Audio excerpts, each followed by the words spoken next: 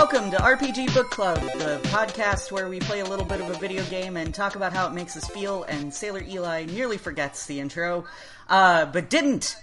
Hi! Hell yeah. I am Elias Sailor Eli Warren. I am Maddie Webbin, and whoa, what's this? It appears that we have a guest today. I don't believe it. Overruled? Objection. This is Francesco Nasso, JRPGT on the Discord. Huzzah! Yep. Today we're starting a new game. Starting, quote-unquote, quote-unquote, game. Redoing a new Yeah, so game. we're definitely doing this episode for the first time, and not just gonna... Absolutely and not not. repeating what we did last time, and all the little jokes and asides that we make are definitely spontaneous and off the cuff, I mean, and not... I forgot literally everything I said last week, so... It's cool. Yeah, which is actually even more embarrassing because, let's be serious, we're probably going to make the same jokes without even realizing it. Highly likely. Because I am a very simple girl, and I only can make like 3 jokes. So yeah, I'm probably going to be like, wow, that was literally the exact same joke I made a week ago. Awesome. Yeah, we fucked up the recording, but that's okay, because we can just do it again. Yeah, that's fine. Phoenix Wright Ace Attorney is... Oh, right, and Sam, sweet Sam, died in a boating accident. Oh. Those are two While extremes. giving birth. While giving birth. Sam got impregged, and he's going to be birthing an impreg baby, and it's going to take him the next 3 months. He got trapped in a Sonic fan fiction, I'm sorry. Yes. He was hanging out with, he was hanging out with Knuckles, and, Knuckles started being really sweet, and they got close, and Sam realized he'd never been held like that way before. This might be the worst thing we've ever said about Sam. Yeah. Anyway, so now Sam is pregnant, and he will be having a small little mixture, hedgehog, echidna / human child. Knuckles got him pregnant, and yet somehow Sonic is the father. Turns out that, unbeknownst to Sam, the whole thing was a plan between Knuckles and Sonic to have a surrogate baby. So he's giving birth to Knuckles and Sonic's surrogate baby. He will be having the baby around early January, in which case he will return. So yeah, he's on parental leave because, unlike, I don't know, a real job, we actually give parental leave. Because we don't fucking suck ass. And also nobody gets paid, so... Yeah, we also don't live in a hell... We don't live in a hell country where no one gets any kind of parental leave. That would be awful. But yeah, anyway, I think that's quite enough of that riff. That may have gotten drawn out a little too long. Let's talk about anything else. Yes. Hey, Francesco, how about you introduce yourself? Sure, I'm Francesco. I like JRPGs, as I'm sure everyone else here does. I have followed the book club for pretty much since maybe the first or second week that it showed up. I actually was on YouTube at the time, and Sam was one of my few subscribers. I think I got to 50 max, and he was one of the first 10. And we just kind of shared some stuff that we were working on, and I jumped into some of the series like the Xenogears series and Legend of Dragoon and Persona 3, which was a really awesome one. Hope you guys do 4 and 5. Wait, did you do 4 yet? Nope. And I don't think we're going to. I don't want to play 4. No? Absolutely. Operation Babe Hunt, I don't want to have that rant 8 more times. Yeah, no. The thing is, I played Persona 4 when I was younger and dumber, and also before I realized I was fucking gay. So I could still tell it was sort of problematic, but my best friend Bernard, who is gay, also loves that game, so I was like, it's fine, I can look past it. So I'm inoculated to it. I still love that game. I can go back and play it, and I'm like, I fucking love it. But I can imagine if I hadn't already played the game and I played it now, especially not just with being queer, but also like with having the level of like media analysis skill that I have now, I'd be like, yo, fuck this game. Yeah, so we're not going to do that in Persona 4. Persona 5, they decided instead of being problematic with their queer characters, they would just not have any. So it's a step up in a way. Yeah. Sorry. Yeah. Also, those games are 10 billion hours long. And have we played 2 games from the same series yet? I don't think we have. Nope.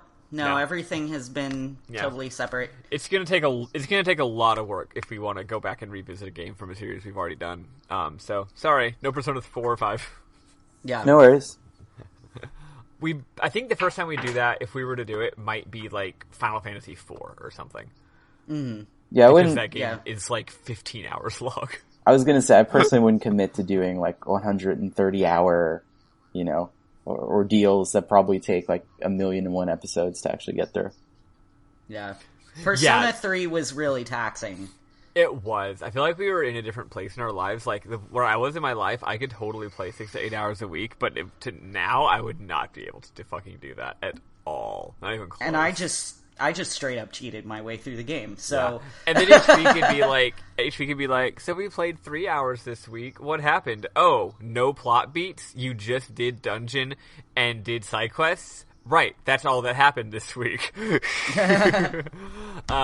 Anyway, so, let's see, have you shared your things that you do online? You're on Twitter. Oh, then, share the name behind your Twitter handle, because I find it quite cute. Oh yeah, sure thing. It's JRPGT, because JRPGs are awesome, and T is also awesome, and I was trying to think of a really creative Twitter name, and nothing was coming to me. And then I kind of went with the old approach of just put 2 of your interests together, and I said to myself, hey, actually that sounds like it kind of rolls off the tongue, so I just went with that. Yeah. Well, you told us last time, you said that you were trying to do something that was, like, tea-related, like JRPG brew, or JRPG, like, some kind of clever tea-related word, and then you were just like, fuck it, I'll just say tea. Yeah, I'll just say tea. That's most of my life decisions. It's just, like, I come up with, like, a really complex, like, thing, and try to, like, figure out, like, what's the best way to do it, and then it just all comes down to tea. It works too because of that whole like spilling the tea thing. Like you're spilling the tea on the JRPGs. That could even be the name of our podcast. We're spilling the JRPG tea every week. It could, but direct to you. But then we'd be stealing it from Francesco, and that's true. I don't think that's I don't think that's great. It's not nice. And also it's not really tea on account of these games were released like 2 fucking decades ago. Yeah. I guess we're fucking done or whatever. Well, we should talk about how our weeks were. Yeah. Oh yeah. Oh yeah. That's a thing that we do. Yeah. I was about to transition to that. Okay. Well, fine. Yeah. So, sorry. You're good. So, before I was just like, is there anything more housekeeping? Gosh, we're so lost without Sam. I know. We can't function without you. Stop having a baby. Come back. Stop being pregnant with Sonic and Knuckles' child. And we're back on that riff. Oh boy. Anyway, I guess that's gonna be a recurring thing. Anywho, yeah. So before we get started, how's everyone doing? I'll start. Remember how last week I was like, man, I was going through this huge crisis that was super, super hard. Y'all listeners don't remember this because this is the lost recording, but the people here remember. I was going through a huge life crisis, but it was finally over, and I was relieved and happy. Well, it turns out I went through another life crisis. Why do you keep doing that? Why are you like this? Even worse than the first one, and it was really... Actually, it was a more minor crisis, but I was already so down from the first one that it felt like it was world ending. Jeez. But then I resolved that crisis, and I was like, whew, okay, everything's really fine now. I feel good. Everything's actually fine. We're all fine here. It's all awesome. I love it. And then on Saturday, me and my friends watched 8 Star Wars films.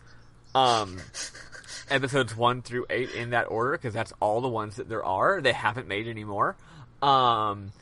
And that was awesome, and it took 18 hours. We were actually more like 19. We had a break. It went from 8 a.m. in the morning to 3 a.m. the next morning. Awesome thing to do. Highly recommend it. I got someone else on my side that the prequels are fucking great movies. The other person who was there for it, and the other people who arrived later wouldn't believe us because they weren't there. And then I worked a zillion hours on Sunday, and again, I'm happy. Like, I'm tired, but I'm happy, right? And then on Monday, guess what happened? Another life crisis. What the fuck is going on with you? I know. I'm sorry. I'm trying to stop it. I don't want to have the life crises. This one's a more different variety of life crisis. I found out that I'm on thin ice at work. Yeah, because of all my life crises, for the record.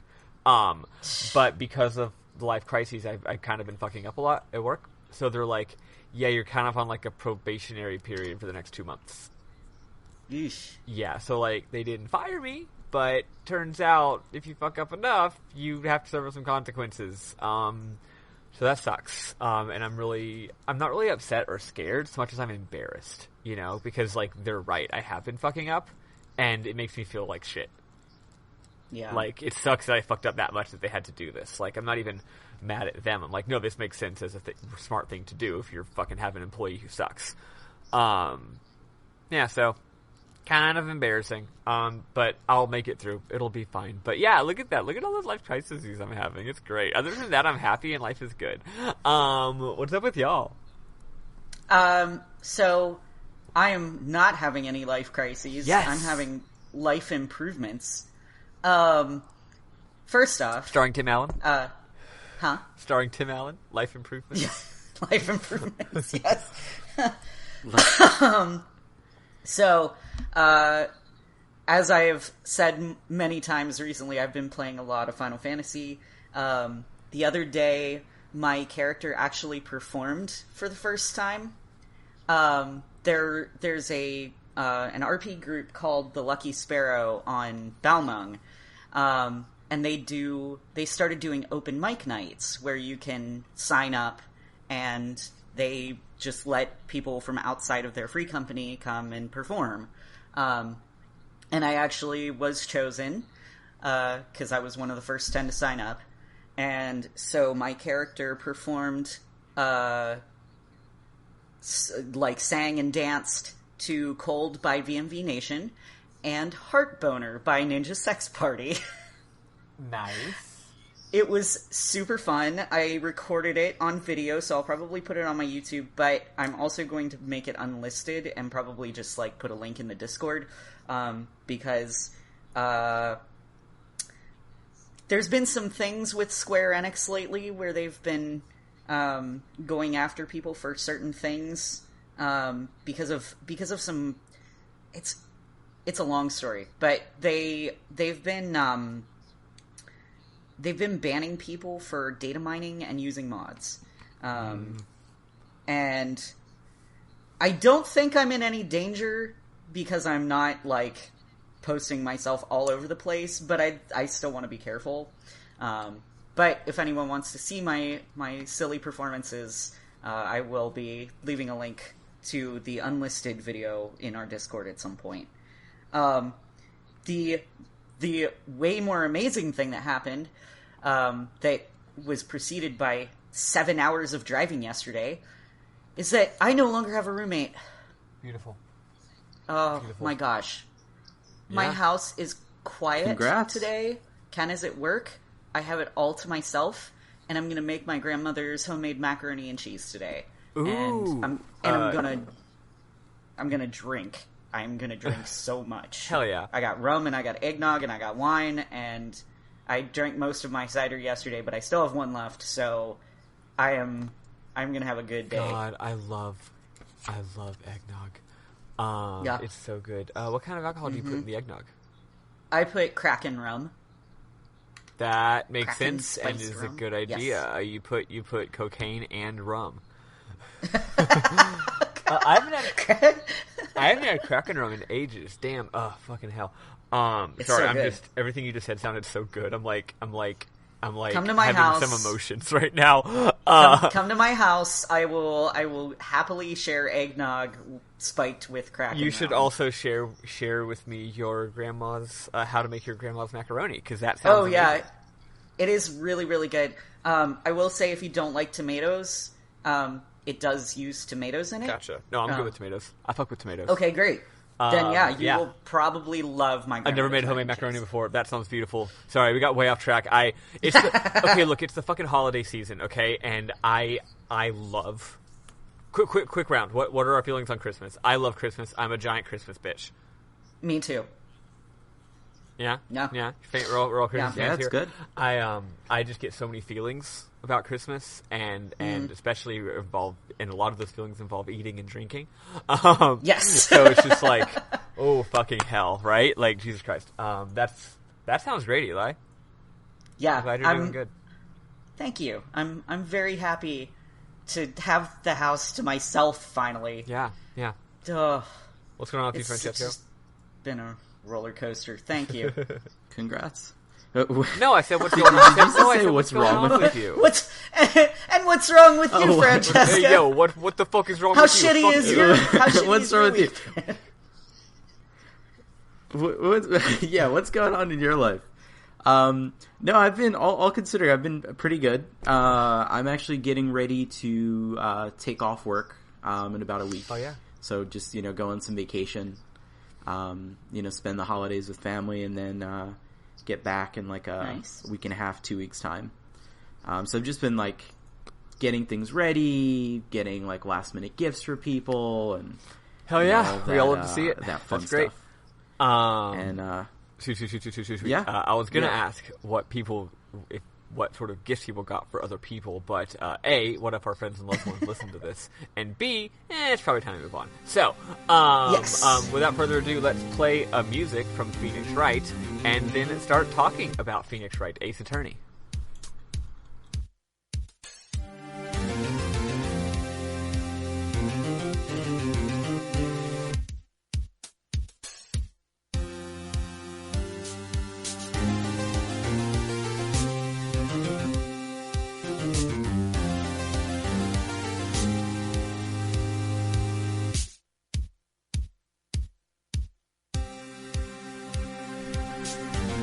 And we're back, folks. So Phoenix Wright Ace Attorney is a JRPG.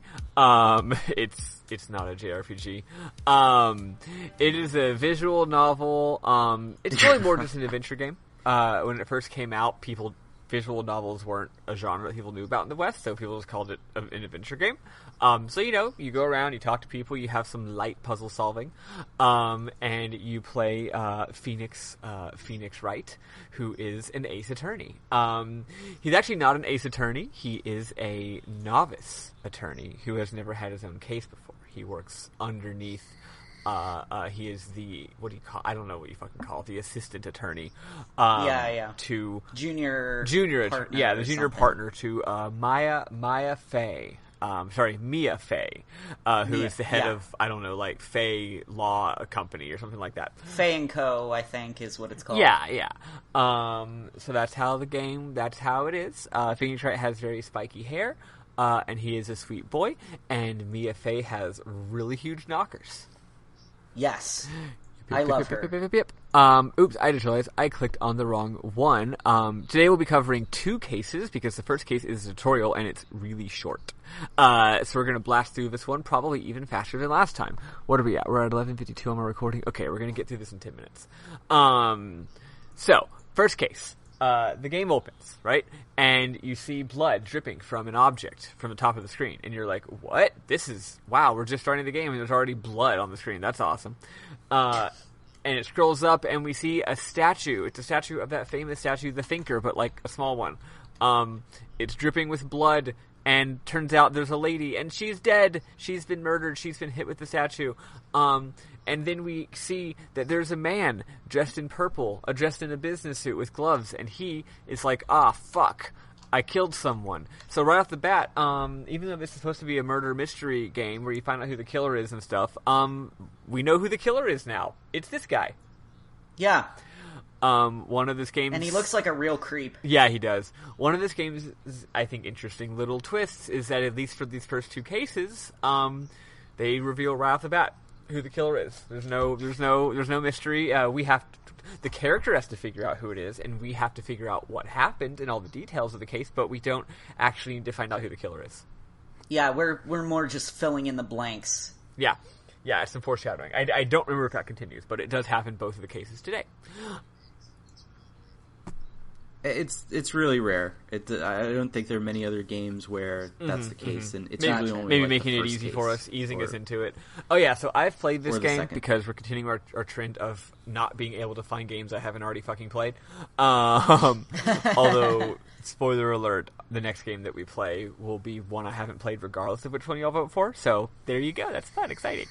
And Francesco has played these games multiple times, right? You're a pretty big fucking fan. Yep, yeah, I've played all of the ones that are in English, and I think I played like one or two, like just looking at some of like the fan translations and reading through, I guess, more than playing. Some of the ones that were in Japan only, like Miles Edgeworth Investigations. Why have those not come over to the U.S.? I'm very curious about that. Yeah, I don't know. The games are all pretty popular. Maybe they're just not so popular that they figured the spin-offs will be successful. I don't know. The first Miles Edgeworth game, which was a spin-off, was released, and I think the numbers for it were like really, really abysmal. Really? Because I fucking love Edgeworth, so yeah, I enjoyed it. It was good. I think people had some issues with some of like the navigation and stuff like that. Gotcha. But it was like if you were a fan of the series, it played pretty well. Huh. I mean, it had all the beats. The localization was great. So weird. It's a shame it didn't. Oh yeah, well. But yeah, we're not talking about this game. Oh yeah, while we're introducing Ace Attorney. While we're introducing this game, by the way, so this game is made by Capcom, who is just fucking shout out to Capcom. They're great. They've been trucking for decades, and they have so many series that they keep making new games in, and they're just fucking all hits. They're fucking great. They never do dumb bullshit like Konami. They just keep making games, and they're fucking good. Anyway, made by Capcom, designed by a designer team, specifically one writer and director wrote the first three. He wrote the first one by itself, and then had to make two more. So after the first one, he's been intentionally making them as a trilogy, which is cool. So 2 and 3 are very much planned together, which we'll see a lot of good arcs and stuff going on. But Phoenix Wright's kind of his baby. It's his main thing. It's kind of the only thing he does. Though he does a few other things here and there, but this is what he's famous for. And in addition, though, the game, I forget the composer, but the music slaps. And more importantly to me, the translator, the localizer for the English editions is Alexander O. Smith, a friend of the show, because we like him, not because he knows who we are. I wish. Alexander O. Smith is one of the best working localizers in the business, maybe my favorite. He's the wonderful, wonderful man who localized Vagrant Story with its phenomenally idiosyncratic and rich writing, and every game in the Final Fantasy Ivalice series, so FF12 and shit, other than Final Fantasy Tactics the original, which wasn't him because it's terrible. And he also localized Final Fantasy X, which does not have a super, super highly idiosyncratic or unique style. It's more just normal writing, but we talked about it when we did FF10. It's fucking really goddamn good. So yeah, this guy's a great writer, and he works his magic on this game. Holy moly.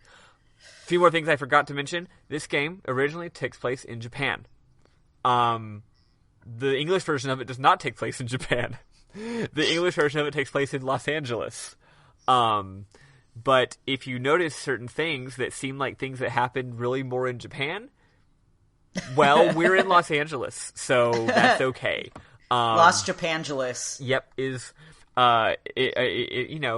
some of the characters might go and hang out on a shrine that's very much like a traditional, like, Japanese-looking shrine. And hey, maybe they just have one of those in Los Angeles. You know, there's a pretty big Japanese community there. Maybe it's like Big Hero 6 and they're in San Francisco. Exactly.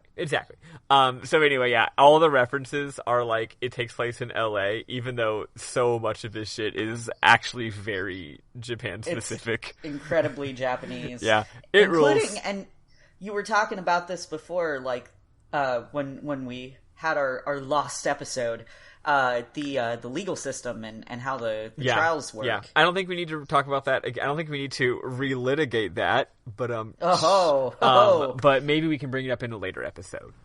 But yes, even the legal system, some of the ways that it works, even though it's mostly unrealistic, some of the details about it actually are more accurate to the Japanese legal system. So anyway, so. The guy's like, oh fuck, I just killed a lady. I know, I'm gonna pin it on this guy. So then we start the trial. It is 9:47 a.m. on a certain day. I believe it's August something.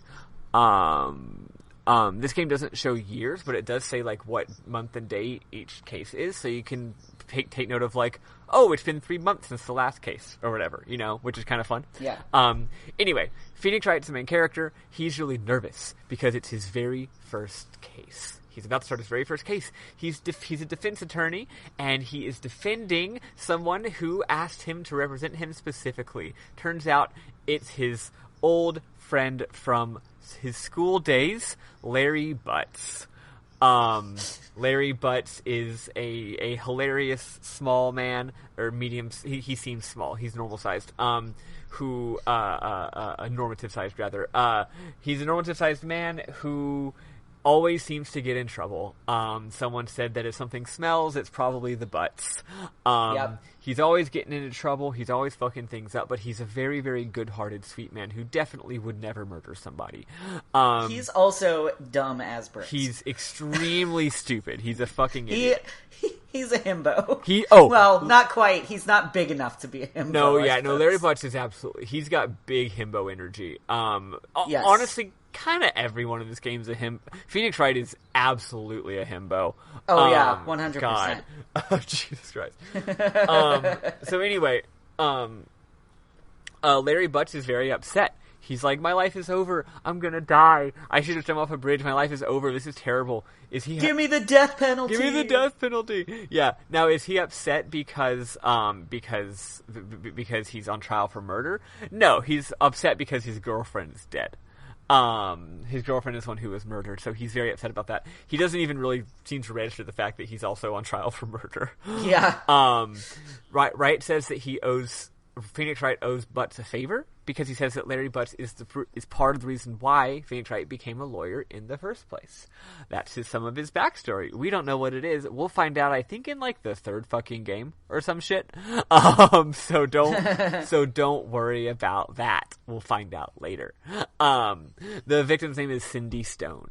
So, you're there. Mia is like, Phoenix, I got your back. You can do this. You get into the courtroom.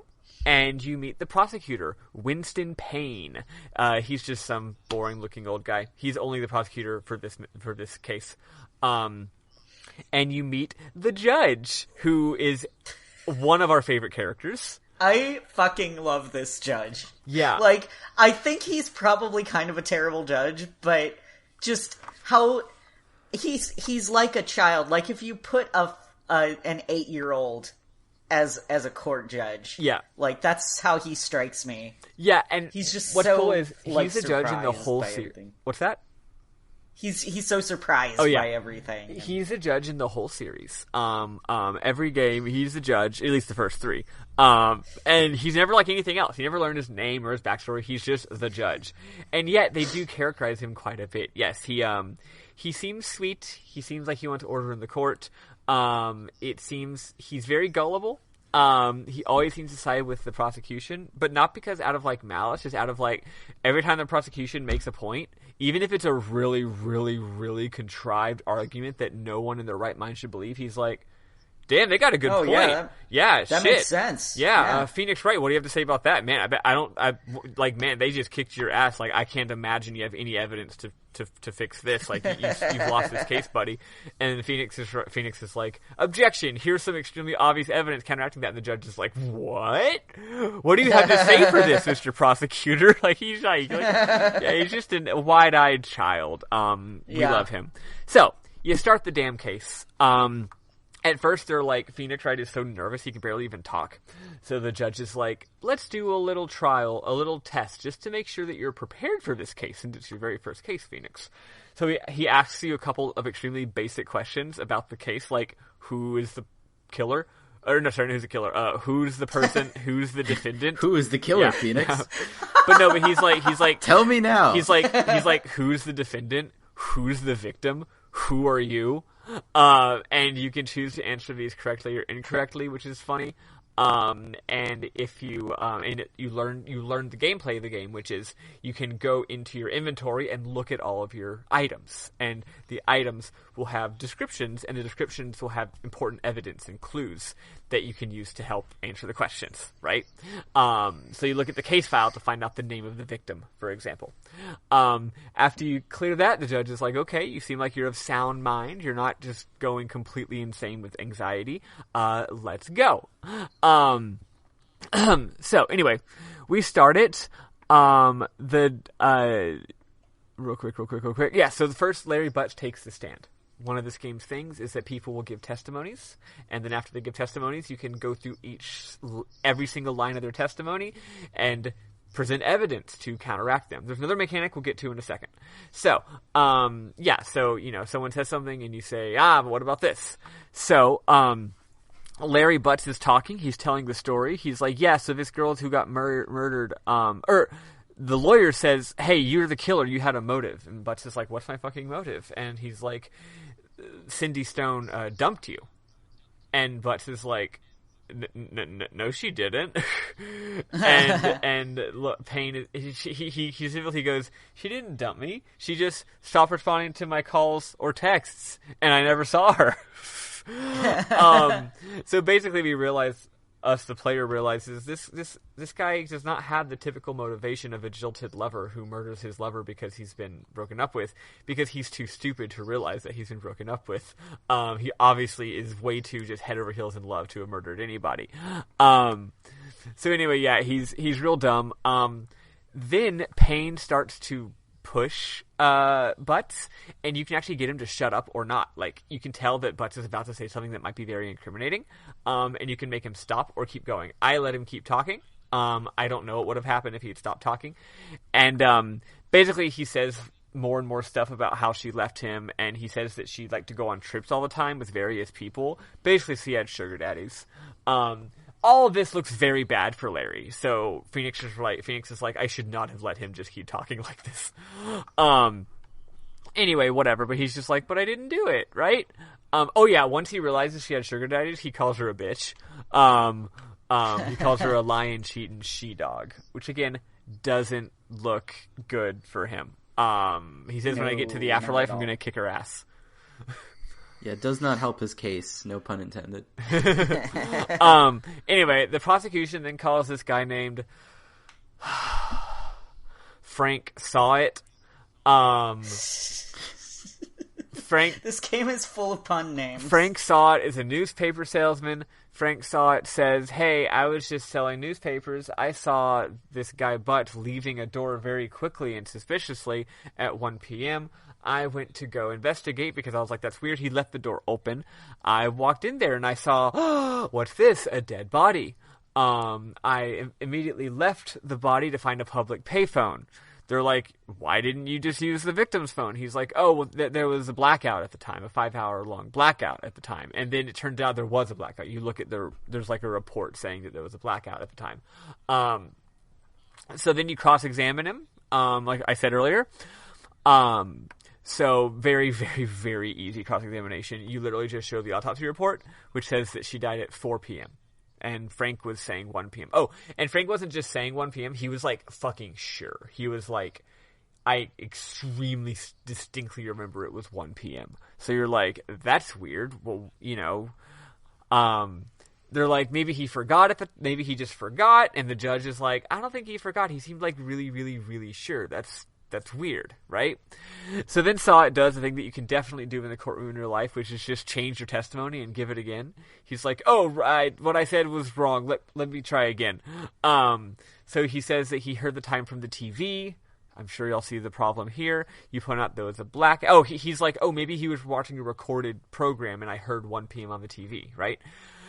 Phoenix Wright is like, no, there was a blackout. You couldn't have made the phone call. So then Saw is like, I saw the time on a clock. The clock, was the murder weapon. The murder weapon is a clock.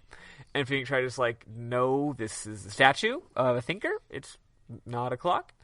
And then, the lawyer is like, actually, it is a clock. If you sort of tilt it slightly, it'll say the time. So it's a clock, so that's fine. Like, there you go. Story checks out. That's how he knew the time.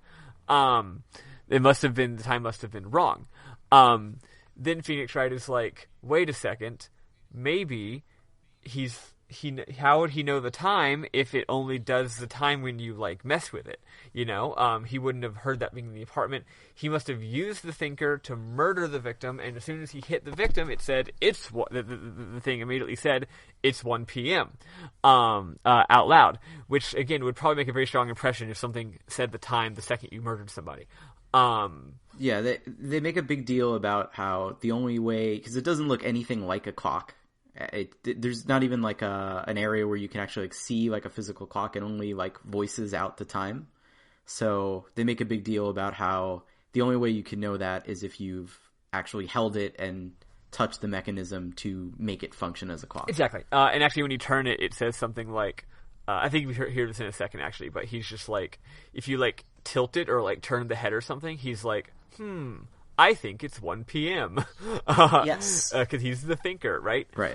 So anyway, he says this, and then the witness, and then Saw gets really mad. Like, he starts freaking out, you know, like you would do if you're getting found out as the killer. Oh, right, we should have said this. He's the killer. Yes. Because we already know that, because we saw the killer in the intro. So he's very obviously the killer this entire time. Phoenix doesn't know that, but we know this. So he starts to have a breakdown. He's like, like screw you, like you don't. He gets very mad, starts accusing everybody, which is definitely what you do when you're not a killer, backed up against the wall, right? Oh, for sure. And then he's like, look, man, that all makes sense, but it's just conjecture. That is circumstantial evidence. You have no actual evidence that any of this is how it actually happened. So Phoenix is like, nuh-uh, I do. Let's sound the clock right now.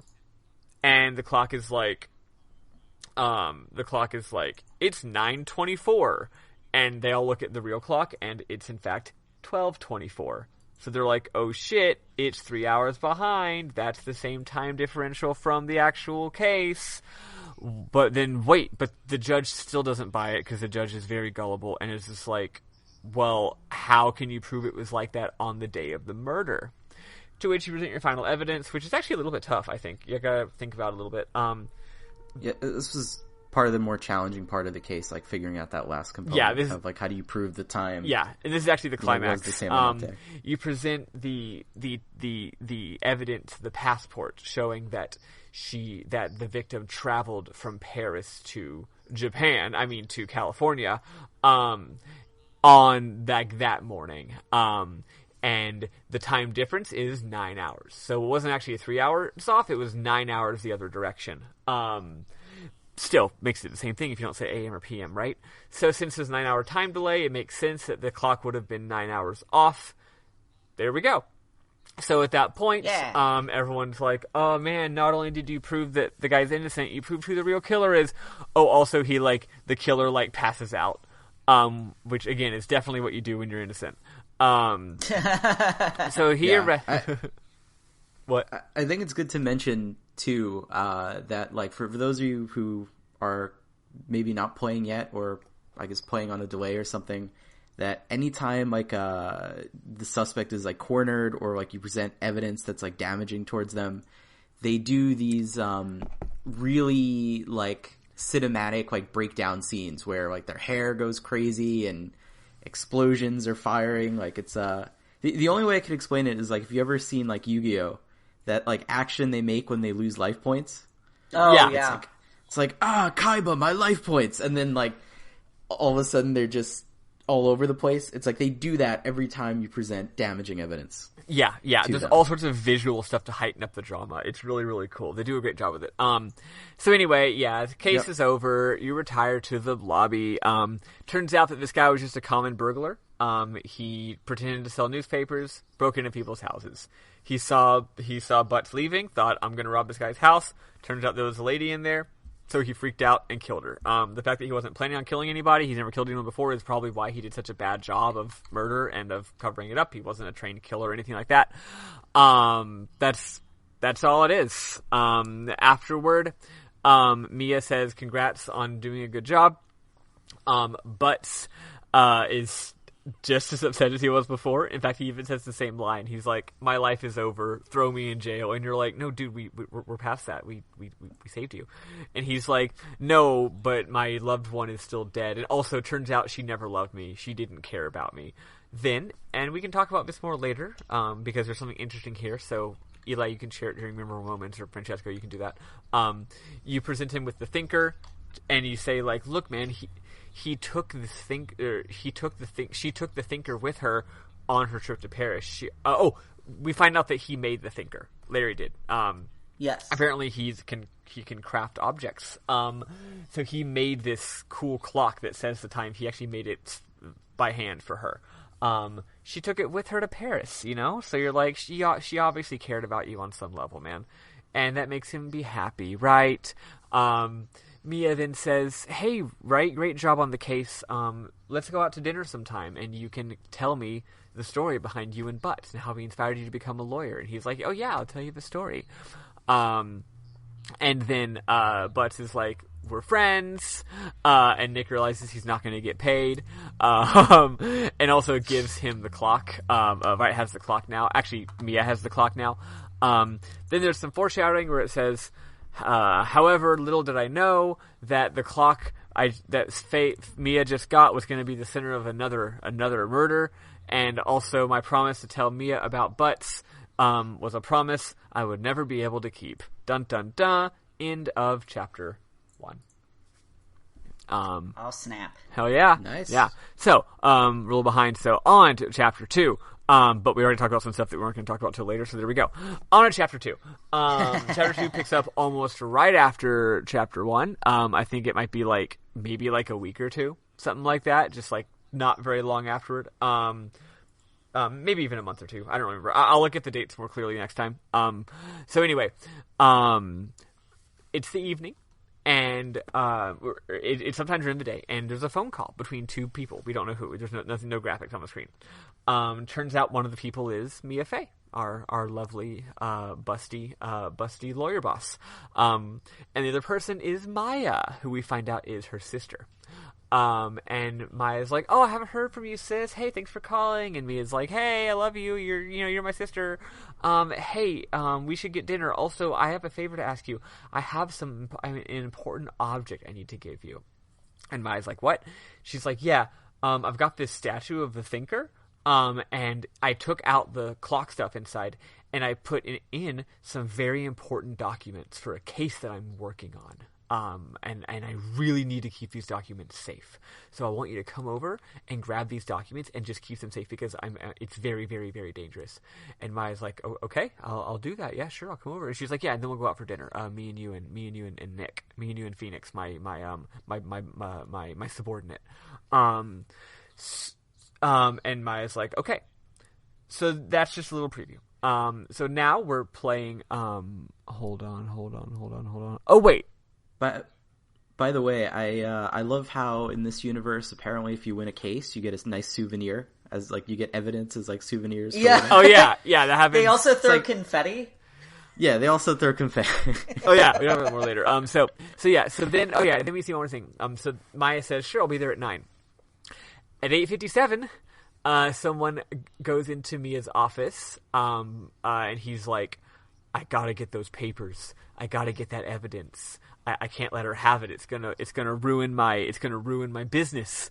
And then Mia, he's like, where's the Thinker? And Mia's like, how did you know that the documents were in the Thinker? How the fuck could you have known that? And he's like, I'm not going to tell you, but I know. So he takes the statue, and then he's like, and by the way, you can't be allowed to live. So he murders Mia. She's dead. She dies. I'm very sad. I love Mia. She was too beautiful to live. Mia says, red, ... white, ... blue, and then collapses to the ground. So she's dead. So that's the intro. Oh, and we do see who the killer is. It's a very fancy looking lad. I don't know. It's a guy wearing like a big bright purple suit he's just a fancy looking guy, I guess. Yeah. I guess he looks kind of like, imagine like Ozymandias from Watchmen, maybe? I was thinking he looks kind of like Gaston, but with purple hair. That too, yeah. Just big, bulky, but like ripped, like muscular, large, charismatic looking guy. Is the killer. So anyway, now we're Phoenix Wright, and he's like, doop. Mia asked me to hang out tonight. Let's do it. Oh, I'm getting here a little bit late. It's like 9:03 or 9:05 or something like that. And then he shows up and he's like, oh no, I smell blood. Oh fuck, what is this? So then you get to move around. So you go into the office and fuck, you find your boss and she's dead. You also see a girl you don't know crying over the person who's dead, and you're like, who is this person? And then the girl collapses and then runs out of the room. So the girl runs out of the room, and then you get to investigate. Turns out this game is not just about being in a crime scene. You also or in a courtroom. That was just the intro. All the other cases, you investigate these cases. So it's an adventure game. You get to move the little cursor around, click on things. There's lots of lovely flavor text for the various things that you click. You get to see different clues. Yep. There's no missables. If you don't have all the clues, you don't progress in the game, which is nice and easy. Yes. So you investigate and you see a couple of things. You see that the murder weapon is the Thinker because it's like covered in blood. Yet a fucking again. You see that there was a glass like lamp that stood up tall where not just the lamp part but the whole thing was made of glass. It's fallen over and shattered on the ground. You also see a piece of paper. It turns out it's a receipt, and on the back of the receipt is written in blood, Maya. So that's like, did Mia literally just write the name of her killer right here on this piece of paper? That's convenient. Now you don't think to look at the back of the receipt, because Phoenix Wright is stupid. Spoiler alert, that's going to come back later. He is definitely a himbo. He's a fucking king of the himbos. So I would watch that show, King of the Himbo. So I'm pretty sure that's all the evidence. Wouldn't that be a Bruce Bigelow, Male Gigolo or something? Or Deuce Bigelow? I haven't. Deuce Bigelow. I have not. I've watched never seen that movies. movie. No. Stupid. It's probably stupid. As far as I know. Yeah. So you go out and you see that girl and you show her the piece of paper. And she's like, Maya, my name's Maya. And she's like, you don't think I'm the killer, do you? And Phoenix is like, I mean, you could be the killer. You can tell Phoenix doesn't really think she's the killer, but he's also like, obviously you can't just absolve someone of guilt immediately because they seem sweet, you know? But he doesn't seem to really think she's the killer. Right off the bat. Oh, you also investigate the fucking phone. And you find out that the phone, I think, doesn't work. And also the phone, the screws are kind of loose, like the phone's been tampered with. That comes back later. But it doesn't work right now for whatever reason. I don't know why. Maybe it's just off the hook. Maybe you just don't use it. I don't know. But you notice it's been tampered with. So, you go outside right off the bat. Oh no! You see someone shows up. Detective Dick Gumshoe. Everyone's other favorite character. He's fantastic. He's also a himbo. Yeah. He's such a himbo. He's the size of a goddamn truck. He's very, very wide. He reminds me of Pacha from The Emperor's New Groove. Yes. I believe last time Eli said that he's got the physique of Kronk. No, he's got the physique of Pacha, but the intelligence of Kronk. Yes, that's exactly. Yeah. Which is pretty accurate. He also talks out of the side of his mouth. Yeah. He's a good guy. He's a really, really sweet boy. He wants justice. He's very, very good. but he's also dumb, and he's a prosecuting detective. He's usually hired by the prosecution for most of these cases. So he always just has the wrong killer. He's just like, he thinks that this person's the killer. He really does think that. He really wants justice. He's just dumb. So he's always your enemy. You're always fighting against him, even though he's a sweetie, because he's just, wrong, basically. And you have to prove to him that he was actually wrong. But he always gets so obsessed. He's like, no, I'm so right. Like, look at this, man. I did such a good job being a detective. Like, you get attached, to your own work. Yeah. Oh, for sure. So he arrests Maya. He says, hey, I got a call from a witness right across the way, like the other skyscraper across the window. They can see in here, just witnessed the murder and called it in as a witness. And also the paper says Maya on it. I'm going to arrest Maya. After this point, you go through some shenanigans. Once again, I'm going to hurry this up. You go to the detention center. You meet with Maya. At first, you're not Maya's attorney. Maya says, do you think you can get this other guy to be my attorney? Mia said, if I ever ran into trouble, I should have this guy be my attorney. What's this guy's name? Grossberg. Grossberg, yes. Marvin Grossberg. So you can also talk to her just a good bit and get a lot of information about things, information about her past, comforting her, blah, blah, blah, blah. She obviously sees Phoenix as someone to trust and as a friend. So you go to Marvin Grossberg's office. He's empty. The office is empty. There's also a very weird fucking painting on the wall. There's a lot of... it's like a guy with a hat just kind of sitting there looking off in the distance. Yeah, this wiki says it's a painting of a fisherman. Whatever, sure. There's a lot of paintings in this case. Funny enough, you can investigate all the paintings, and Phoenix will have like a snarky comment about whether the painting sucks, which is funny. But turns out this painting is important. We'll find out later. So anyway, you start to investigate. You go back to Fay & Co. law offices, and you meet Dick Gumshoe again. And Dick Gumshoe is like, hey, I can't just tell you about the case and let you into the crime scene unless you're Maya's lawyer. And you're like, I am Maya's lawyer. Yes. And he's like, definitely. Oh, well, in that case, that's fine. Here's all the evidence. Yeah, he gives you all the important stuff. He gives you the autopsy report. He lets you investigate. He gives you back Maya's cell phone. She had asked you this, by the way. He gives you back Maya's cell phone because it has an important recording on it. Also, it has her call log, all important stuff. He's like, oh yeah, I already looked at the phone, so you can have it back. He doesn't know about the recording, but he does know about the call logs. Then he tells you that your opponent in this upcoming case, he's like, oh buddy, you're not going to be able to defend Maya in this one. You're definitely going to lose because they got the best hot new prosecutor to do it.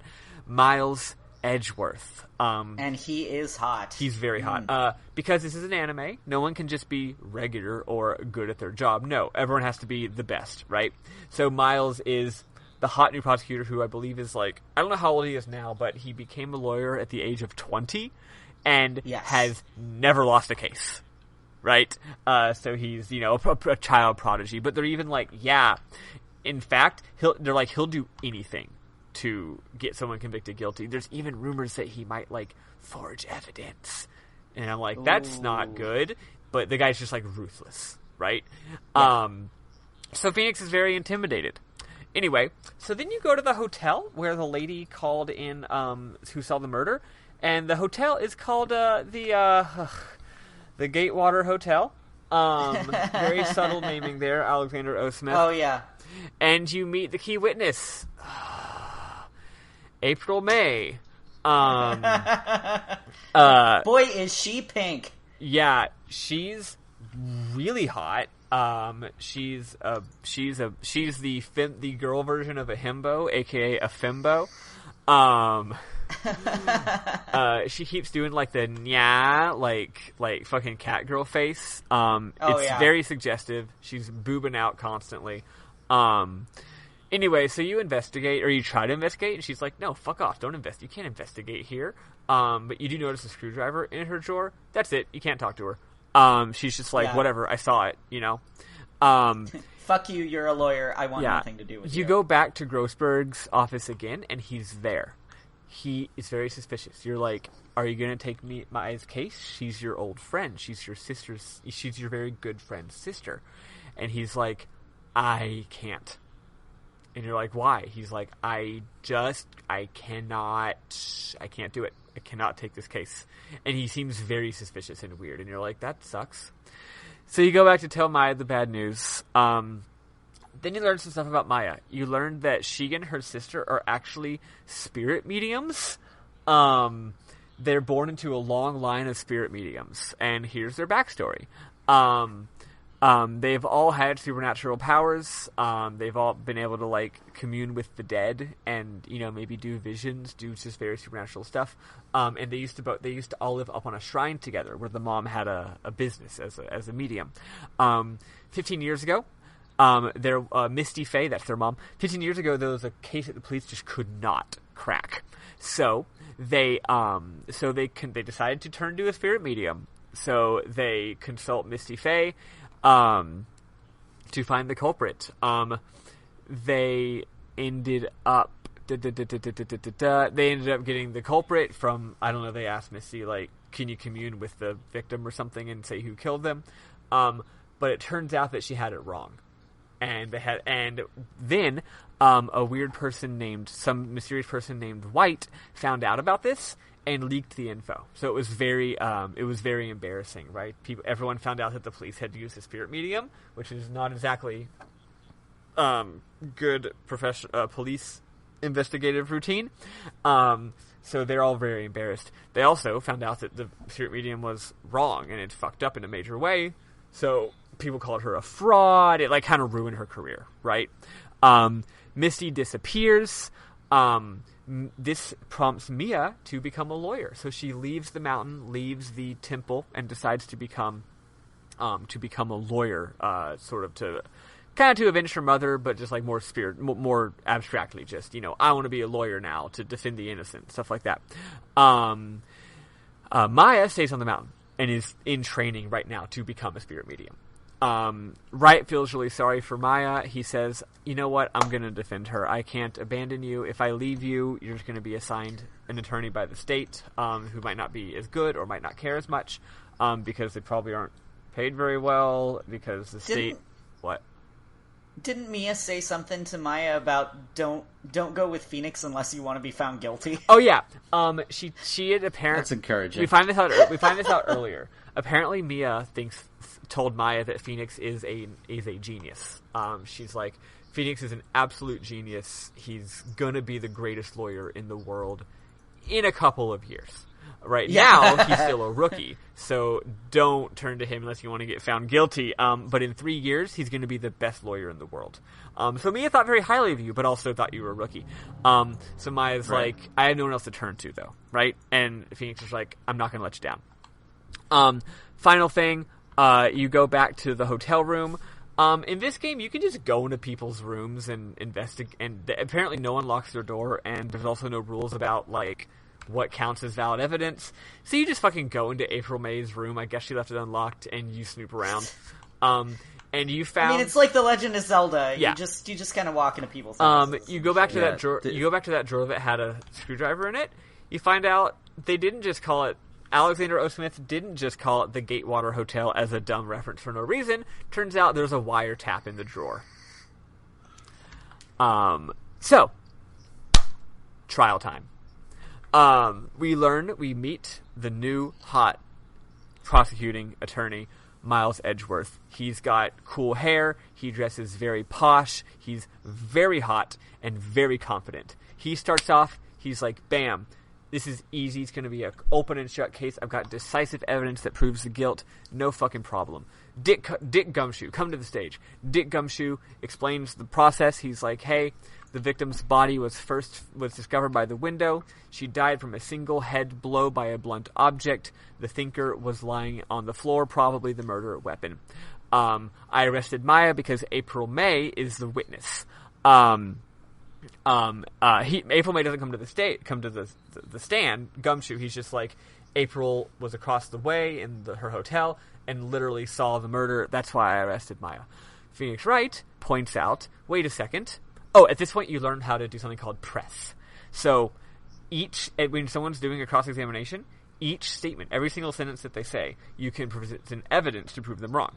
Now, you might not have evidence to prove them wrong. They might not say anything that's, like, wrong. So what you can do is you can also press each statement, which basically is, like, they'll say something, and Phoenix Wright is like, is that really what happened? Or he might ask for more details about something, or say, like, that seems a little contrived, you know, or how do you know? You know, so stuff like that. So you ask for more details, and the idea is that... The logic... Yeah, go on. Sorry, no, you go on. Yeah, no, the logic for it is also not the most straightforward.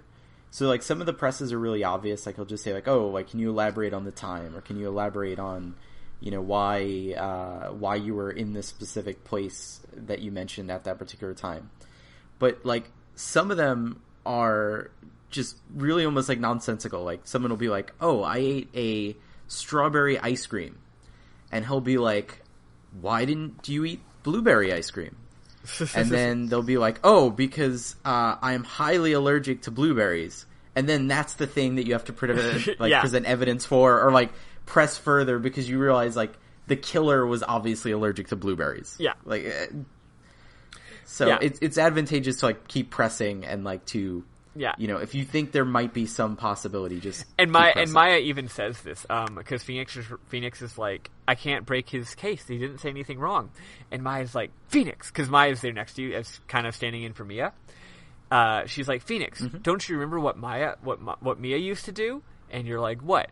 And she's like, sometimes if the victim doesn't say anything that really is helping you, you can press them and get them to talk more. And then hopefully if they do that, then they'll say something that can help you. You know, basically, if you don't know what you're doing, just kind of fuck around until you figure something out. So you do that. You press, because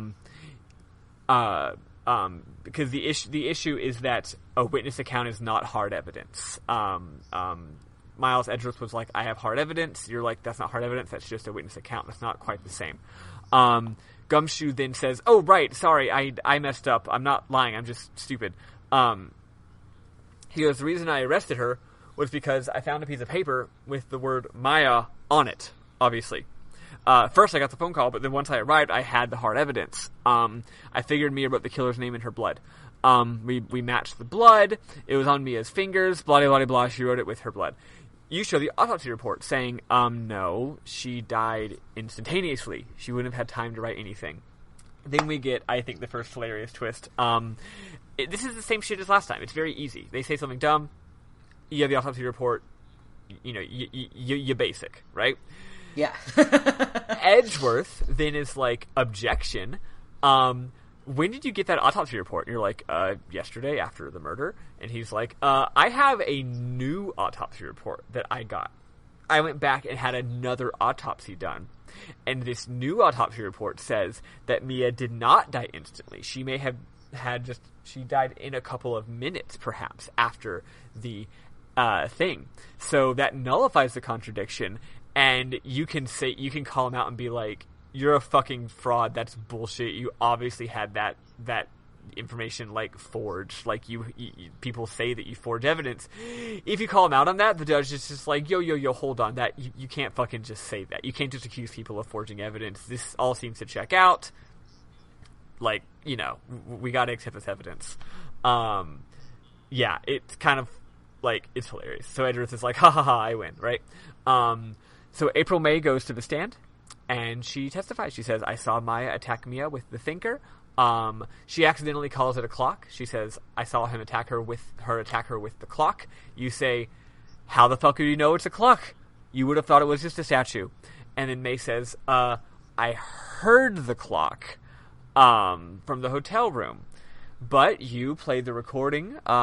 When they had talked on the phone earlier, that from the beginning of the case, the little flashback with them talking on the phone, that was recorded on the phone.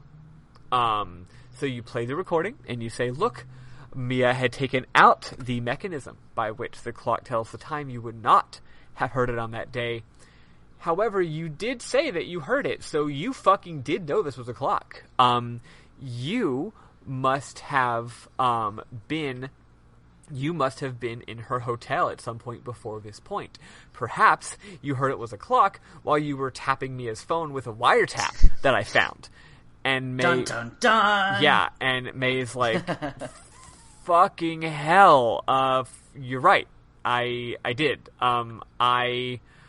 I did actually. I'm not a random innocent bystander. I actually was wiretapping her hotel. I had been in there the week prior to set up the wiretap. That's how I knew that it was a. That's how I knew that it was a clock. But I didn't fucking kill her, right? And I have an alibi, so she calls in the bellboy at her hotel. Bellboy shows up. He says, I'm the bellboy. He seems weird and suspicious. Yeah. And he looks kind of seems... like the guy that we know who is the killer. So I'm thinking maybe he's the killer. What were you saying? He seems very enthusiastic about helping out with all of this. Yeah. I'll go ahead and just spoil it. He's not suspicious. He didn't do anything bad. But he's just a weird, goofy guy who seems suspicious for no reason. Yep. Yeah, he's a bit of a red herring. Yeah, you cross-examine him. You just press him. You press him.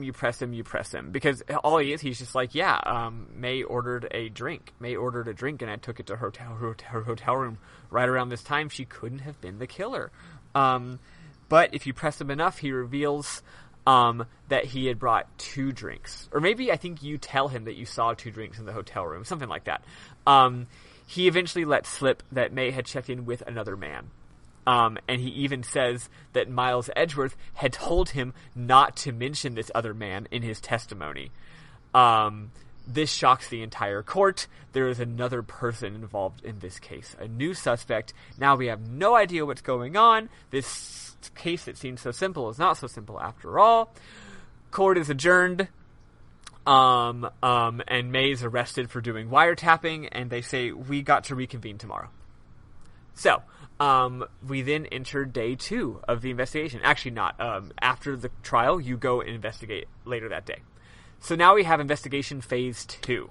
Now shit starts to get very elaborate. First shot to April May. She doesn't fucking talk. Oh, she reveals now that she's not in fact a fimbo. She just was, she was putting on an act, right? She's probably very smart and sneaky and conniving. Just like a woman, am I right? Just kidding. Wow. Says the woman. I know. This game can have some very tropey, stereotypical gender dynamics, like women being a little bit. Women being flighty broads or conniving sneaky bitches, right? Or both. And having huge tits. Anyway, so she's angry. She's like, fuck you, I hate you, you're a stupid lawyer, I ain't telling you shit. So then you go to Grossberg's offices, and he's not there, and you find some photos, that say the DL6 incident on the back. Also, most importantly, actually, I'm not going to tell you this because this isn't the order in which I found out this information, so I won't say what I just was about to say. You get a photo of, so there's 2 photos. One of the photos is of some rando. The other photo is of the guy that we, the players, know from the intro is the killer. So you take that photo. You show that photo to the bellboy because earlier he said, if you can show me a picture of if you can show me a picture of the person, I'll point out, I'll tell you. So you show him the picture, and he's like, yeah, that's the guy. That's the other guy who checked in. Here's an affidavit swearing that it's him. So now we know this other guy, this weird purple fucking guy who's definitely the killer, was the other guy in the hotel room. You show May the photo and the affidavit, and she says, fine, fucking lawyer, if you're showing me the photo, if you're showing me the affidavit, I'm kind of in a tight spot. I'll reveal it. That's my boss. His name is Red White. He's the president of Blue Corp. So you go to Blue Corp, and you meet Red White. How do we describe this fucking guy? Too much. Yeah. He's too much. He's so much. He thinks that he's incredibly intelligent. And I actually have some of his quotes that I'm gonna save for my memorable moments because I thought to save memorable moments this time. Yeah, he thinks he's incredibly intelligent, and he tries to use big words to as if to be loquacious, but he doesn't do it well. Yeah, yeah. At all. He's a motherfucker. He just makes up words, basically. He's trying to talk smart. He's also, again, very rich. Everything in his office and his clothing is rich, but also, like, tacky. Yeah. He's like Ron Burgundy. His office smells like rich he's mahogany. He's very much a Ron Burgundy type. Yeah. So anyway, so you talk to him, and right off the bat, you see that same painting that Grossberg has, and you're like, "That's weird. They both have the same painting." You confront White about it, and White basically at this point is just like, "Look, man, okay, like, look." I'm a fucking rich guy, and I control everything. I control the cops. I control the courts. I control the politicians. I control everything. You can't do nothing on me. He even punches right in the face, which is extremely funny. He's like, you're a nobody. I ain't telling you nothing. I'm not getting involved with this case. Fuck you. So then you go back to Grossberg, and you find out that the painting is gone. So see, I was thinking that they just had the same painting, but it turns out that it's one painting, and now White has it, and Grossberg doesn't have it.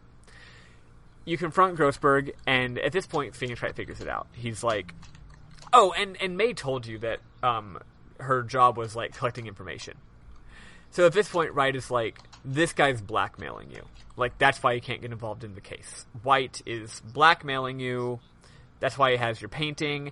He says you can't defend it because he'll fucking ruin your career. And Grossberg's like, yes, that's exactly it. Yeah. Yep.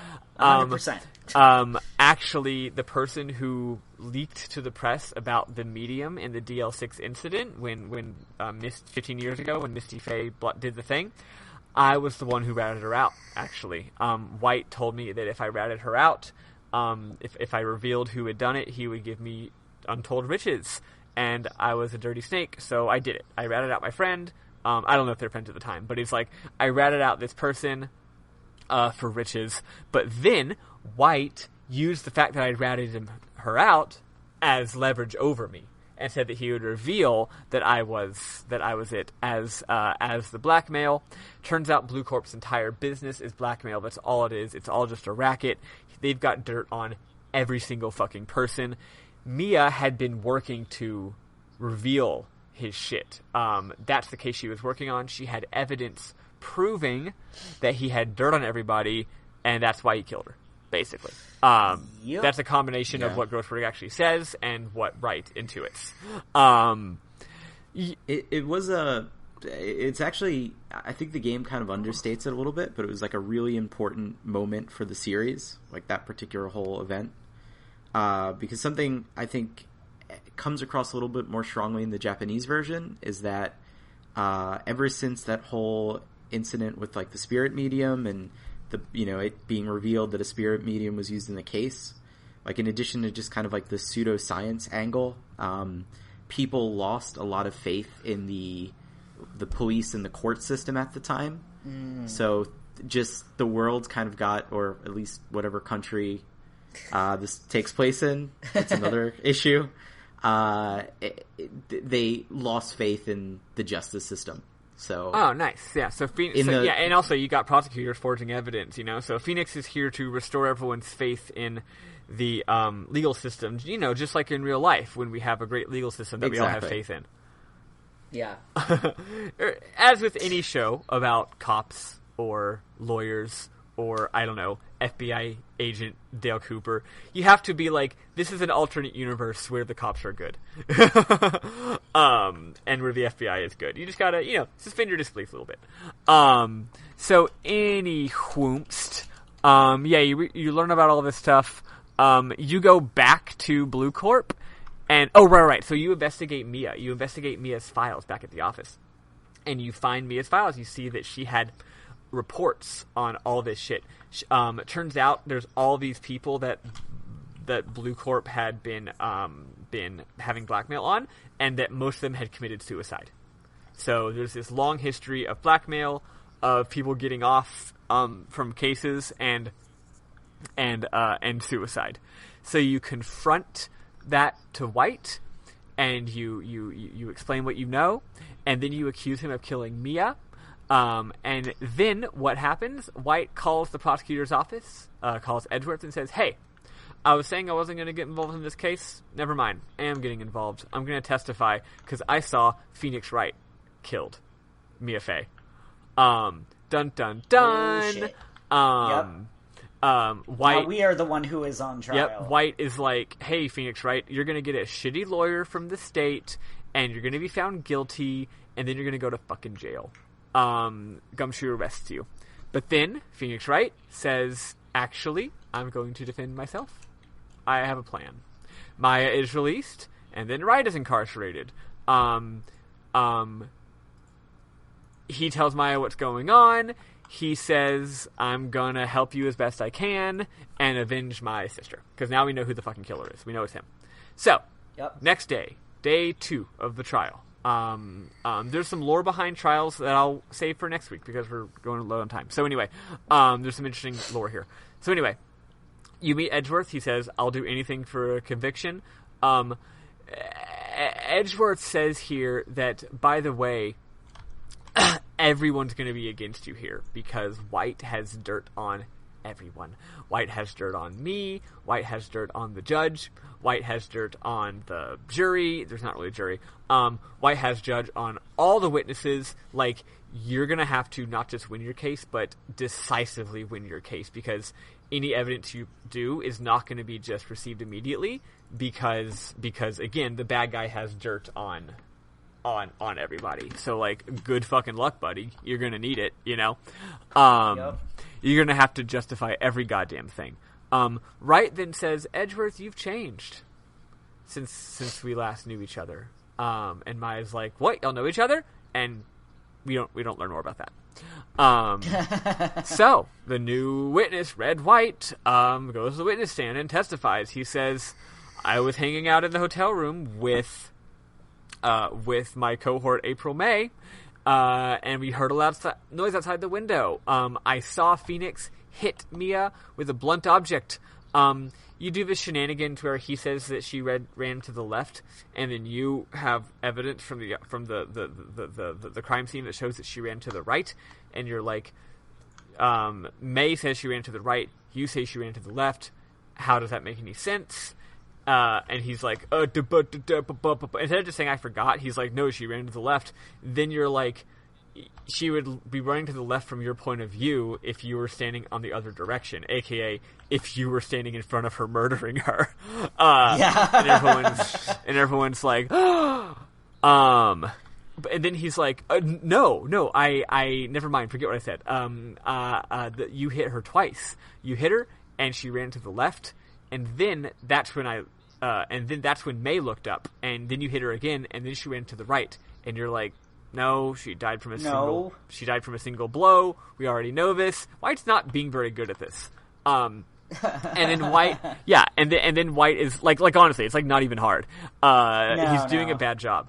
And then White is like, okay. It's like he hasn't murdered someone before. Yeah. What happens after this point? Edgeworth tells him to confess. Well, not yet. There's one more. Sorry. Yeah. So at this point, every single time it's like very dramatic. Like Phoenix Wright's like, "You did this," and everyone's like, "Dun dun dun," and then you're like, "Haha, I've won." And then White is like, "But actually, blah blah blah," and it's like, "Dun dun dun," and it's like these super like the tension just ratchets up and up and up every single time there's a turnaround. But the final thing though is very interesting. That's right. He's like, "She died from a single blow," and he's like, "Oh, I didn't actually see the first blow. I just heard a loud noise and thought it was the first blow. It was actually the glass lamp falling over. That's what I heard. I must have thought that was an attack, which is why I thought that you would hit her twice." And then you say, "Aha, I got you. I have you now." The lamp was on the ground, shattered. You couldn't have seen it from the window. You could only even see that lamp was there if you were in the room. I just fucking proved you were in the room.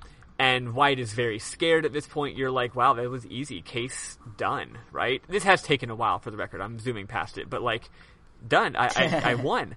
And then there's a wonderful moment where Edgeworth says, hey, hold on. And everyone's like, what? And looks at Edgeworth, and Edgeworth is like, all right, White, you gotta confess. And you're like, what? And Edgeworth is like, yeah, you need to confess that you're the one who wiretapped Mia's office. And, damn, Edgeworth. And Phoenix Wright is like, you motherfucker. Yup. So basically White is like, I confess, I wiretapped Mia's office. That's how I knew that there was a glass lamp in there. I'm confessing to a wiretap, but I didn't murder her. And you're like, fuck, this story completely checks out. It's a stupid story, but it does check out. He heard the sound, thought it was an attack. He's saying he killed me. At this point, you get to listen to his final testimony, and there's nothing. You press him on everything, it doesn't work. You present every piece of evidence, it doesn't work. Yep. So, like, that's how the game actually works. Like, they let you try, but nothing works. And you're finally about to lose. You're like, son of a bitch. And then you even accept defeat. You're like, that's it. I can't do anything. I'm going to go to goddamn jail. Then he looks over and he sees not Maya, but Mia. Mia's standing right there, in the flesh. And oh my god, in that dress. Well, we're not there. We're not there yet. It's Mia looking shit. like. Fuck. Sorry. Oh no, it's okay. Yeah, we're seeing Mia looking like regular Mia. So I guess he's having a vision, right. perhaps. Like you get visions when you're in a lot of stress. Mia's like, never give up, never surrender. Never surrender. Obviously, seeing his dead mentor is very stressful to him. Also, he's having an anxiety attack. By Grabthar's hammer, he shall be avenged. Exactly. He passes out. He wakes up in the lobby, and he sees Mia wearing Maya's clothes. So it's Maya wearing her. Maya wears. I guess is it kind of a yukata situation? Yeah, it's like a special. It's some fucking ceremonial robes. Kimono. It's some fucking robes, right? So it's Mia, but she's wearing the robes, and Maya says, "I'm still Maya. I'm being possessed by Mia's spirit because I'm a spirit medium." Apparently that turns me into Mia physically and gives me bigger baps. Yeah. When my sister possesses me, I get the power of huge tits. And because of my different outfit, they're just spilling out. Oh yeah, it's great. So she's like, "Hey, look at the fucking receipt. That receipt you've had all along that had the word Maya on it, look at the back of it. Look what it's a receipt for. You look, it's a receipt for the purchase of the light stand. Turns out Mia bought the light stand the day before the murder. Therefore, White could not possibly have seen the light stand when he was wiretapping the room a week earlier. So therefore, he must have been, the only time he could have seen it would be when he's in the room on the day of the murder. So you figure that all out right away. So then you go into you go back into the court to resume the trial because, you fainted. You present this, and everyone's like, you motherfucker. Edgeworth says, oh my god, like, you know what, this is too much information. We need one more day to do more investigation and continue the trial. And at this point, Wright realizes, if we continue this trial, I'm going to lose. Because Edgeworth will fabricate some evidence. He will pull some bullshit. Yeah. We need to fucking end this now. So you object. You say, no, we're ending this right now.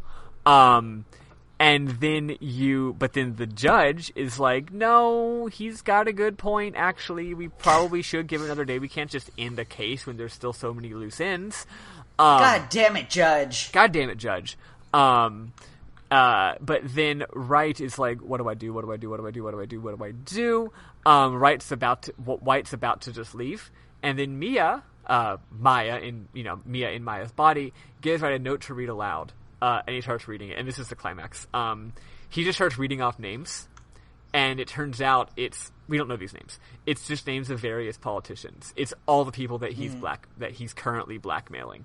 And basically Mia says, if you don't confess, I'm going to reveal every single thing that I investigated. And White gives in. So basically you blackmail him. He says fine. The blackmailer has become the blackmailer. Yes. So you force his hand. He says fine, I fucking confess. So I did it. I murdered her. Phoenix is declared not guilty. Edgeworth loses for the first time ever, and he's very upset about this. He's like, curse you, Phoenix Wright. Fuck you. For the record, this game is rated E, and there is no cursing in it. This is all my editorial modifications. That's it. Everyone's very happy, and it's very dramatic, and everyone thinks Phoenix Wright is awesome.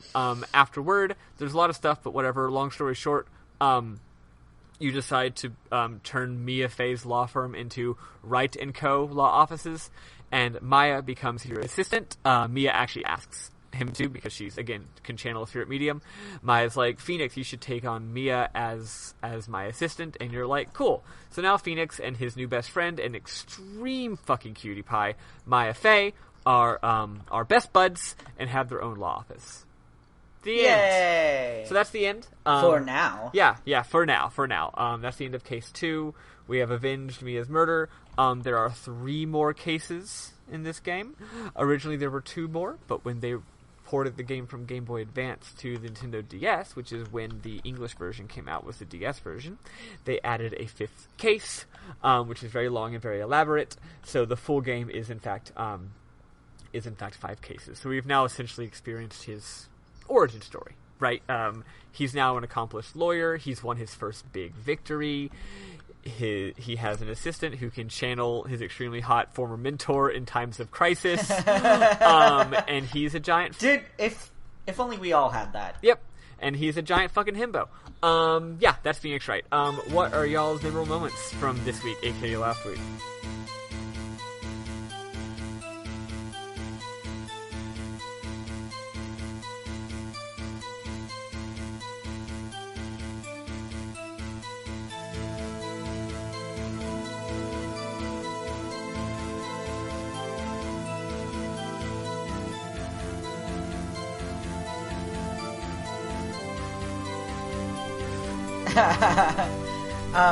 Well, I really like how fucking stupid and obnoxious Red White is. Let me see.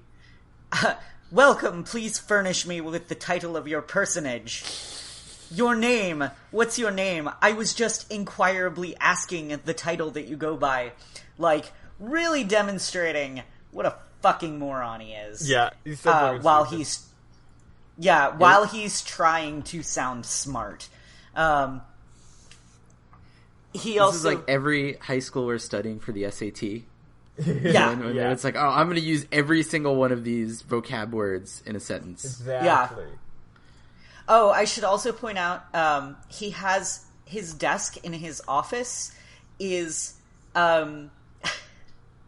it's being held up by statues of his own naked, headless body. Yeah, so he's like an Atlas pose, but it's him. Yeah. Like, and he even says it was modeled after himself. God. Which is just, like, so fucking full of himself. Also, there's, at one point, April May says, I like a man with a big ... vocabulary. Which is a great line. Yep. But yeah, I didn't really have anything else specific. I think Red White is a great, terrible villain. I have a more. He says, I'm afraid I'm not used to conversing with the wordily challenged. Wow. Francesco, what are your MMs? Yeah, so I've quite a bit. I was thinking about it since the Lost episode. So one was just like Mia's death scene. I think that struck me the first time I played this by surprise, because you kind of have this like build up in the beginning of like, okay, this is your, like your mentor figure. This is going to be like your partner through the cases. And, yeah, they built her up so much. They establish. Yeah, did not expect her to get killed right away. And it's like there's not even like a build up really to the moment. It's like you go straight from the first case where everything's fine and everything's great, and then gone. So that was a big shock. Less moment.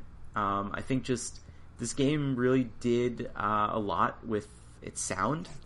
I mean, I kind of take it for granted it's a DS game, so like what it had access to from a sound perspective was not much, but you have all these, dramatic songs that play like at really opportune times during the case. Like, you present evidence that disrupts someone's testimony, and then all of a sudden you have that dum dum dum dum dun dun dun dun, like exciting, like turnabout music. The music really sounds like music from like an action game. Like it's not music from a VN. Like it's very dramatic. Like okay, so like in what do you call it? In what's it called?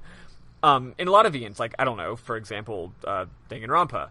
When you're going around investigating, it's just like chill, nice going around music, and then when you're talking, it's like dramatic music. But this, like when you're investigating, it sounds like you're playing Metal Gear. Like it's like sounds like you're sneaking around a level in an action game. And when you're having the high intense moment where the bad guy just revealed some really good evidence, that sounds like just like it's literally a boss battle. Like you could put this directly into Contra, and it would sound the same, right? Yeah, I love that about this game. It doesn't have the kind of music you expect from this genre.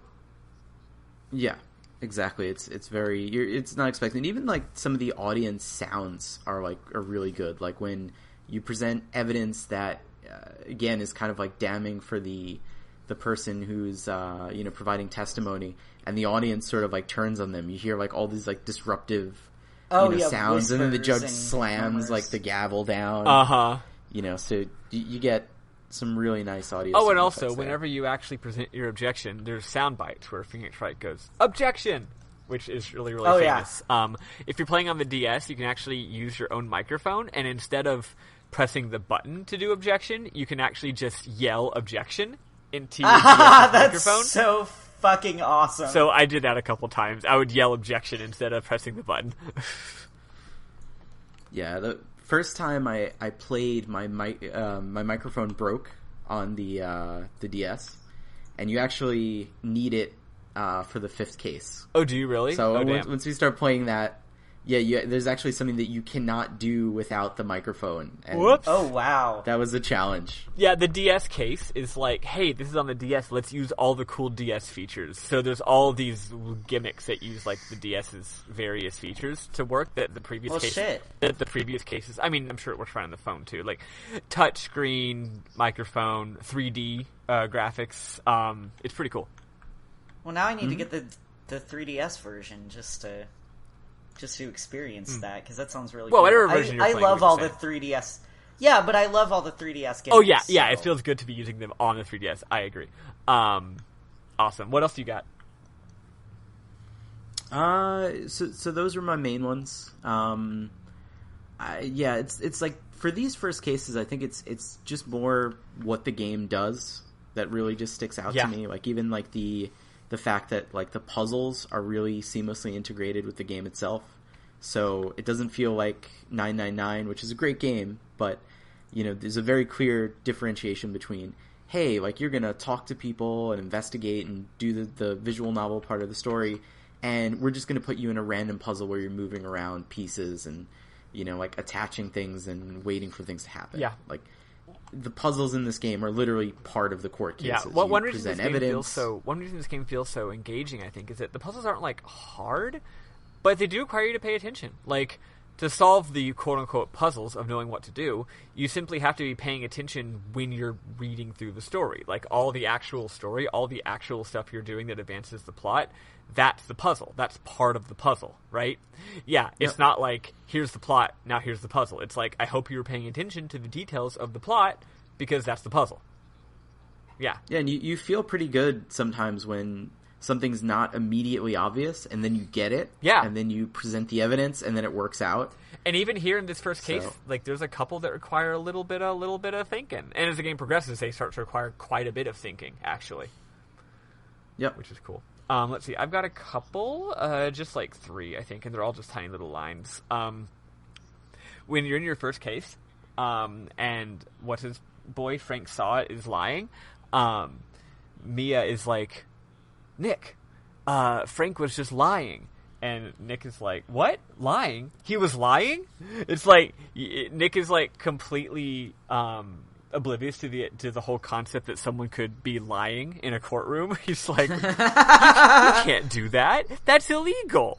She's like, no, he was lying. You have to point out the lies. And he's like, oh, okay, I get it now. And then when you do that, after a couple times, saw it, it's like, you with your objections and your evidence, who do you think you are? It's like, how dare you use objections and evidence to prove me wrong? Also, anytime people are talking with April, she's always being very sexual, and it totally has like an effect on everyone. Like, she's always trying to like charm the judge. She tries to charm Phoenix, and I think Phoenix is mostly an asexual himbo, but he does get a little bit got by her charms. At one point, he's like, this woman, she's being so evasive, you know? I'll get to this woman's bottom. Wait, I mean, you know what I mean. But the best part is later April says, ooh, that does it. She's mad at Phoenix, and she calls Phoenix a bottom-feeding, scum-sucking lawyer, and Phoenix goes, bottom? So I'm thinking Phoenix Wright is a bottom confirmed, and he's feeling very called out by this. She fucking calls him out, and he's upset about it. That is all for me. I could also go on and on about some of the audio and visual tricks used here, but we could probably save that for later. Fun fact, I did not give us a pause when transitioning from our memorable plot to memorable moments. Hopefully Bernard can stick some music in there. If not, well, guess what? There's not enough music in this game to go for all these episodes anyway, so, like, fuck it. Whatever. So, that is it for this week. Thank you for joining us. Last week, we were discussing what we're going to do next. This next case is going to be all one episode. So, later, the cases get too long, and we will be splitting them. But for case 3, we're going to try hitting it all in one go. So, so for next week, we're going to be playing through case 3. So this game, what I like is, it's not even like you save and then continue. It literally kicks you back to the menu where you pick what case you want to do. So you know precisely when you're done, you know? It's not one of those things where you're like, am I in case 3 now? Or am I in case 4 now? I just saved. Like, what? You know? So yeah, just play through the entirety of case 3. Don't go on to case 4. That's your goal.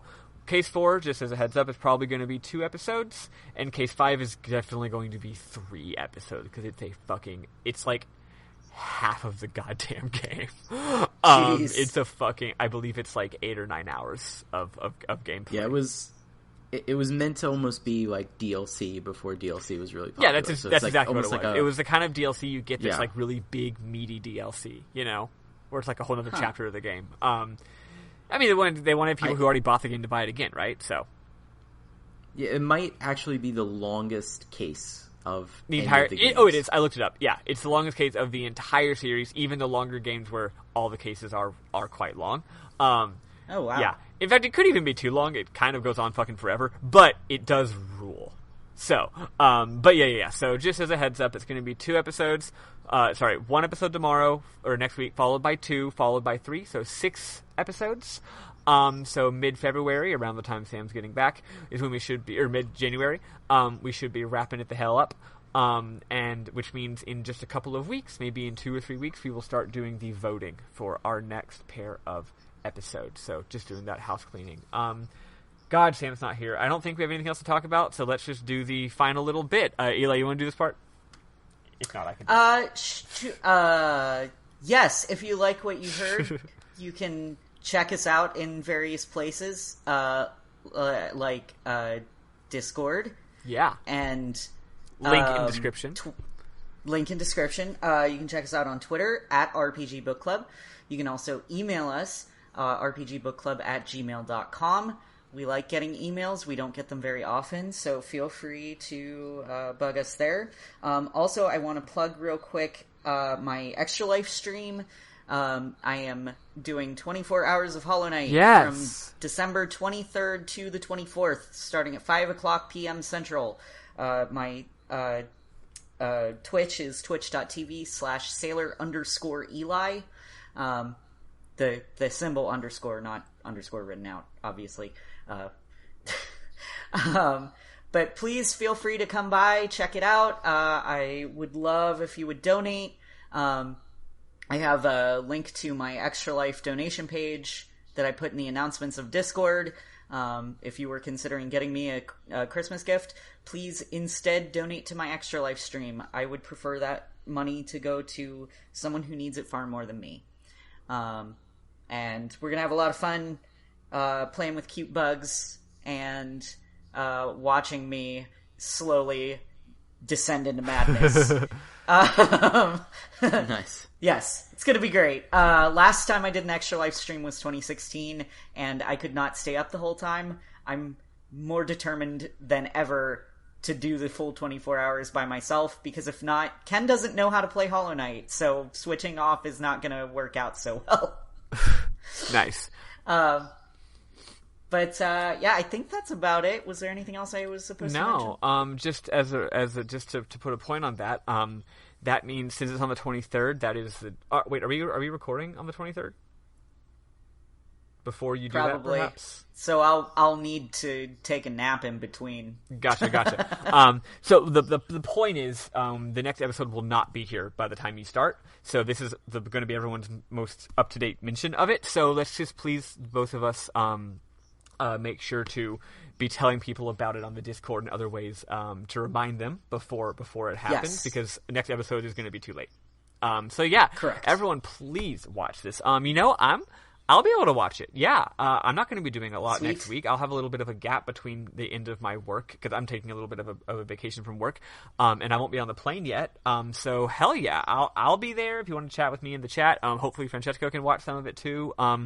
Yeah, the more of us that can be there, the more we can have a good old goddamn time. Yeah, let's do it. Yeah. Please. I'll try to watch a little bit too. I actually I wanted to talk to you afterwards. I'm trying to get into Shovel Knight, and I have no idea where to start. So Shovel Knight or Hollow Knight? Both. Yes. I've never played either of them. They're both incredible games, and I am more than happy to talk your ear off about them. Okay, cool. Awesome. Cool. Oh yeah, that's it. Yeah, you sign us off. Yeah, for RPG Book Club, I have been Elias Sailor Eli Warren. I have been and still am Maddie Webben. And I am almost forgetting that I was supposed to talk. I'm Francesco, JRPGT. Hell yeah. Signing off. Hell yeah. Bye everybody. Toodaloo! Bye.